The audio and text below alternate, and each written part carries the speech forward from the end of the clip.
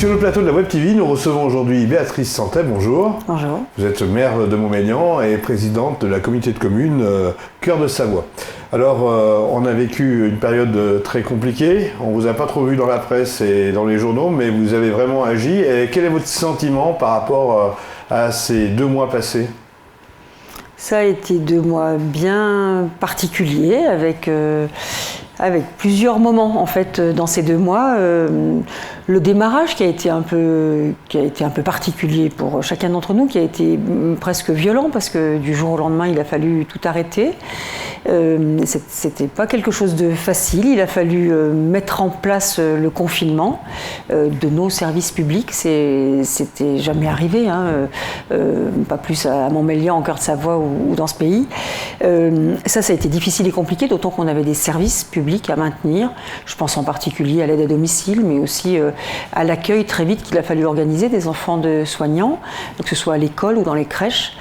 Ça a été la première phase avec à la fois tout le monde qui disparaissait autour de nous, disparaissait du travail simplement, et tout de même des choses à organiser parce qu'il y a des services publics qui ne pouvaient pas s'arrêter. Le portage de repas à domicile par exemple sur nos territoires.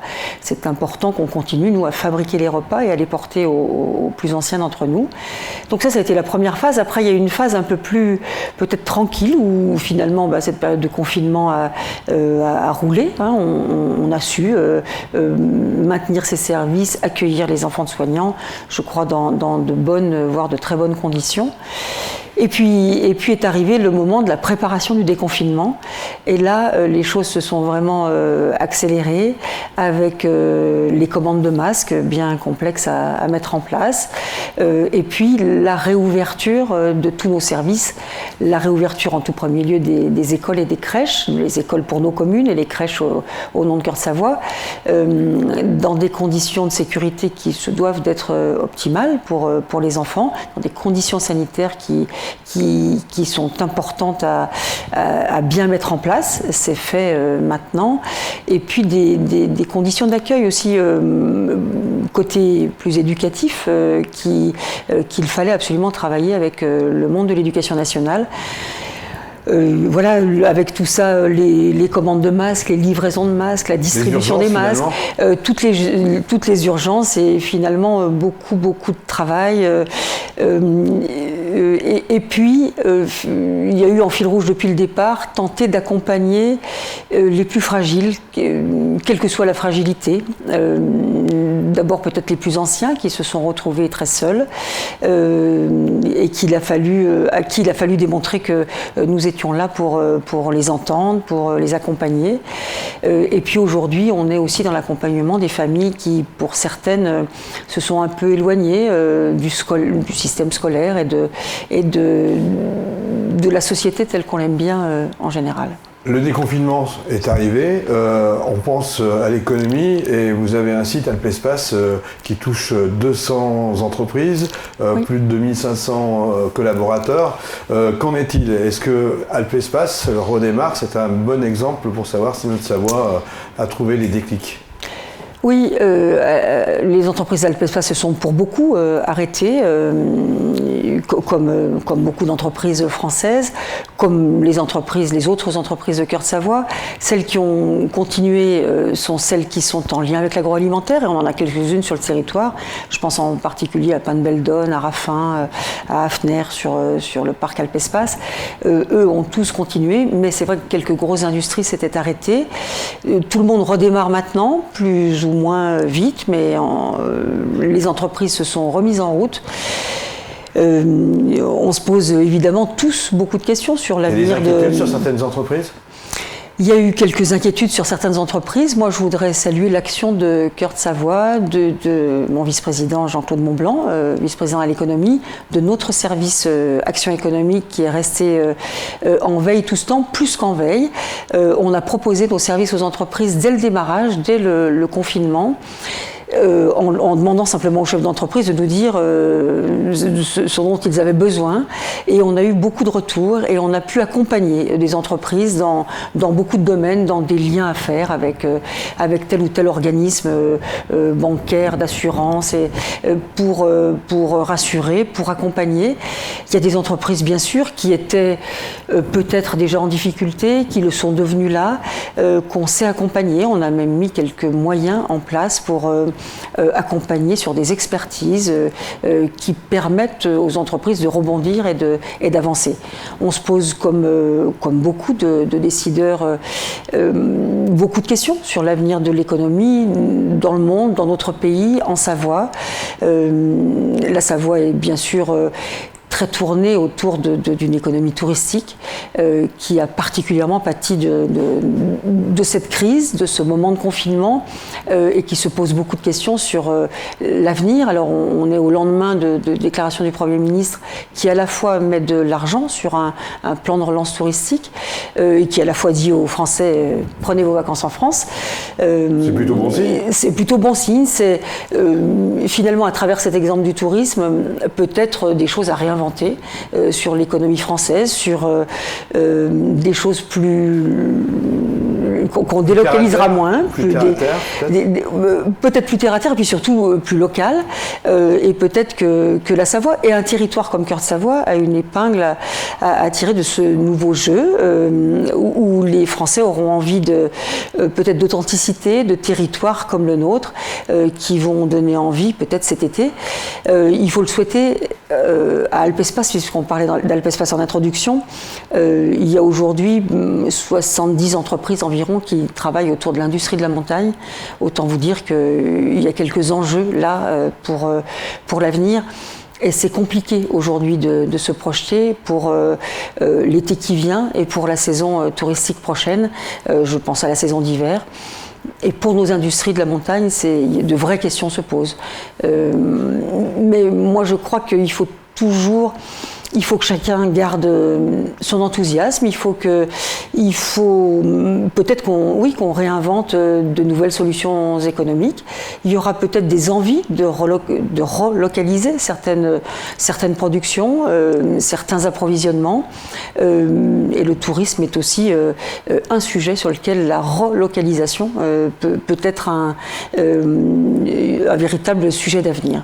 On revient sur le quotidien, puisque le déconfinement a démarré. On était présent mardi pour l'inspection, entre guillemets, des écoles. Vous avez de fortes responsabilités, ça y est. Les élèves sont retournés à l'école. Oui. Donc comment ça s'est passé et quel est votre retour ? À Montmélian, la rentrée a eu lieu hier. Ils ont rattaqué donc jeudi 14.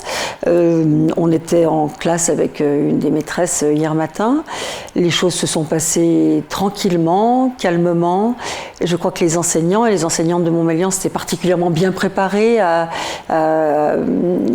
toutes les règles de sécurité pour que les enfants soient accueillis en toute sécurité. Elles s'étaient aussi bien préparées à accueillir les enfants qui ont livré hier matin leurs questions, leurs angoisses, la façon qu'ils avaient eu de vivre cette période à la fois de crise sanitaire et de confinement à la maison. Moi, j'ai senti dans les écoles de Montmélianaises beaucoup de sérénité que l'on doit très certainement au monde enseignant qui avait bien préparé tout ça, que l'on doit aussi à nos services et la réflexion qu'on a pu mener au sein de la mairie pour faire en sorte que toutes les conditions de sécurité, d'hygiène, de désinfection soient rassemblées pour rassurer tout le monde. Moi, ce que je souhaite maintenant, c'est que progressivement, les enfants, les uns après les autres, puissent revenir à l'école, puissent raccrocher les wagons. Je crois que ça, c'est essentiel. Toute crise, quelle qu'elle soit, est toujours un moment où on creuse les inégalités.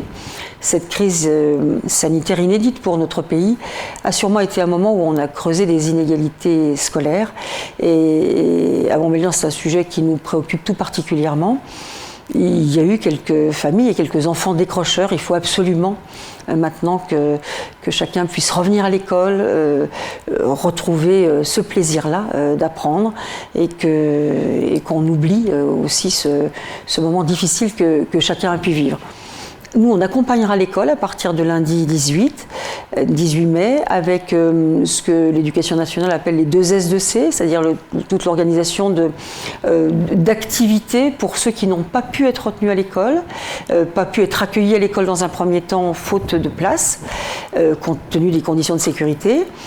On accueillera donc, nous, ces enfants non retenus à l'école sur des activités de sport, de santé, des activités culturelles, des activités plus citoyennes et autour de la citoyenneté et du civisme.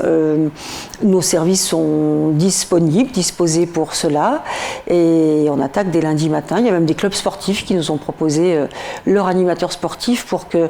il nous semble important maintenant que les enfants reviennent dans la vie normale, reviennent avec les copains, même si la vie d'avant ne sera pas tout à fait là, tout de suite. Une vie un peu masquée finalement. Oui, une vie un peu masquée, même si chez les enfants il n'y a rien d'obligatoire ni même de conseillé dans ce domaine, mais une vie un peu à distance dans un premier temps, mais une vie ensemble tout de même. On en vient au lieu public. Est-ce que vous allez en rouvrir quelques-uns? Quels sont les services qui vont être accessibles à la population et dans quel délai?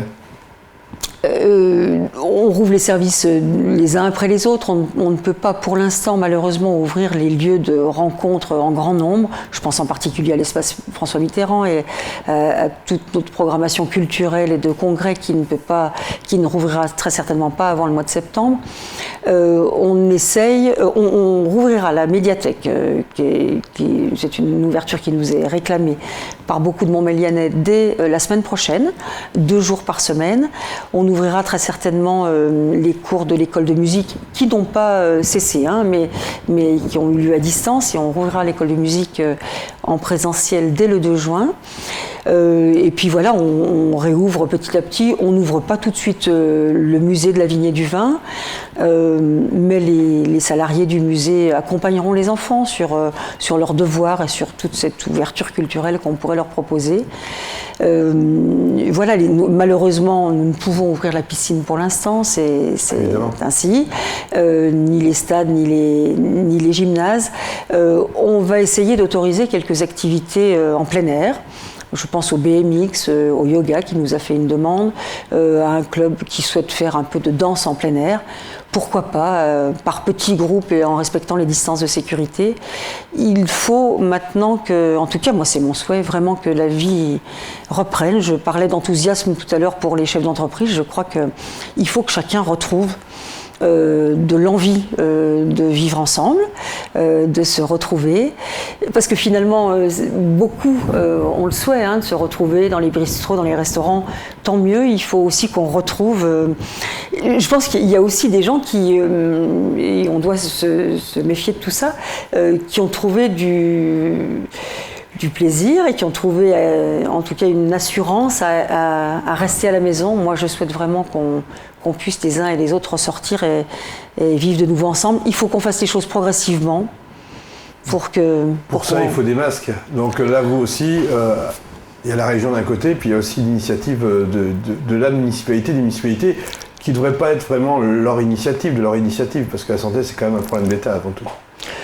Oui, les élus locaux sont toujours préoccupés par leurs concitoyens et là, pour le coup, pour la santé de leurs concitoyens.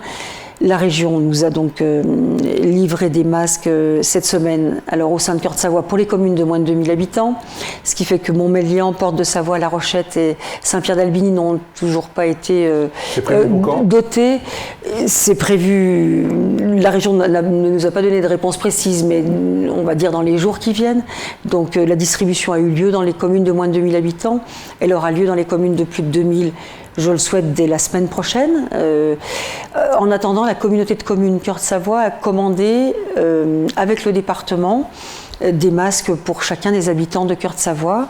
Ces masques devraient être livrés dès le 20 mai, qui arrive la semaine prochaine, pour une grande partie, et puis une autre partie pour le début juin.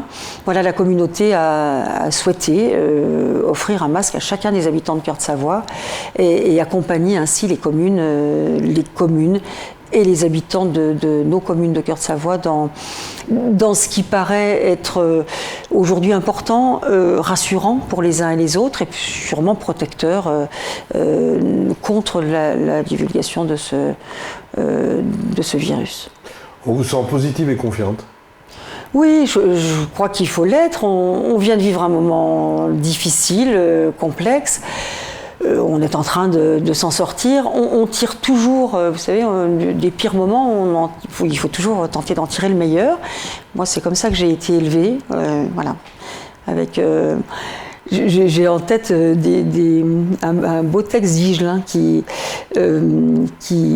quand il accueille son enfant, lui dit tout ce qu'il aura à faire dans la vie. Pour que quand il arrivera le pire, tu puisses en tirer le meilleur. Voilà, je crois que c'est comme ça qu'il faut toujours tenter de vivre. La vie c'est ça, c'est des moments où tout va bien, des moments où tout est compliqué. On vient de vivre un moment particulièrement compliqué pour chacun d'entre nous, et puis plus collectivement, pour nous tous ensemble. On vit dans un pays où les associations, les collectivités, le fait on parlait beaucoup de vivre ensemble toutes ces dernières années. On en a tous beaucoup parlé dans nos campagnes électorales et municipales. Et puis d'un seul coup, on vit tous chacun chez soi. Et on a, je crois, envie de retrouver les plaisirs du vivre ensemble. Ce ne sera pas tout à fait dans les mêmes conditions. La vie d'avant, ce ne sera pas tout à fait la même chose. Moi, ce que je souhaite, c'est qu'on n'oublie pas que l'on parle d'économie, que l'on parle de tout ce que l'on peut faire dans la vie quotidienne, que l'on n'oublie pas ce qui paraissait de plus en plus essentiel pour chacun d'entre nous et qui est essentiel à Montmélian depuis bien longtemps, c'est toutes les préoccupations environnementales, c'est comment on garde cette idée d'un nouveau développement durable. Il ne faudra pas oublier ça. Quand vous voyez que les gens qui aujourd'hui jettent les masques, comme le plastique a refait son apparition, je crois qu'il va falloir qu'on réapprenne à vivre ensemble, mais qu'on réapprenne à vivre ensemble avec ce qui semblait arriver de manière vraiment forte de partout, dans nos collectivités et dans la vie de chacun, sur cette envie de protéger un peu plus la planète. Peut-être que finalement cette crise doit... en tout cas, cette crise doit vraiment nous inciter à ça. Attention de ne pas oublier l'essentiel pour demain. Béatrice Antenne, merci d'être venue sur le plateau de Savoie News. À très bientôt.